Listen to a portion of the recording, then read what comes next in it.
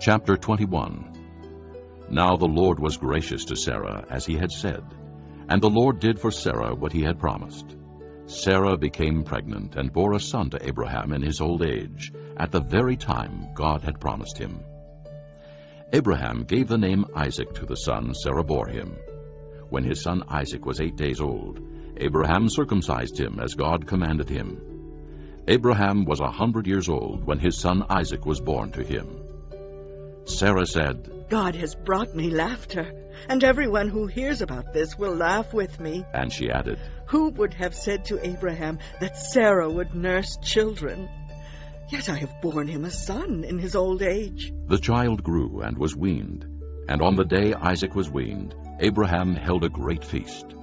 But Sarah saw that the son whom Hagar the Egyptian had borne to Abraham was mocking, and she said to Abraham, Get rid of that slave woman and her son, for that slave woman's son will never share in the inheritance with my son Isaac.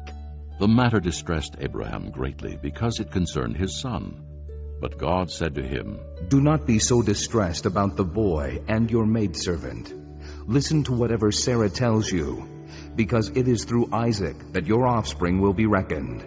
I will make the son of the maidservant into a nation also, because he is your offspring. Early the next morning, Abraham took some food and a skin of water and gave them to Hagar. He set them on her shoulders and then sent her off with the boy. She went on her way and wandered in the desert of Beersheba. When the water in the skin was gone, she put the boy under one of the bushes.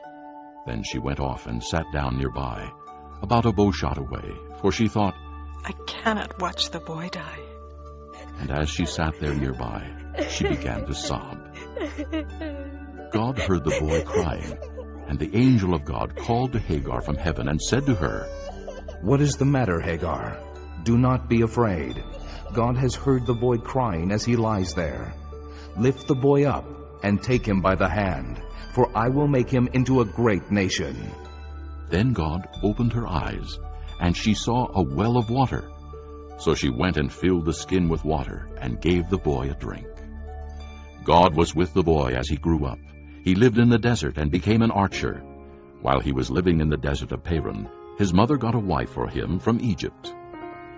At that time, Abimelech and Phicol, the commander of his forces, said to Abraham, God is with you in everything you do.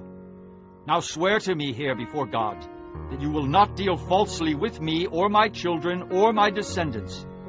Show to me and the country where you are living as an alien the same kindness I have shown to you. Abraham said, I swear it. Then Abraham complained to Abimelech about a well of water that Abimelech's servants had seized.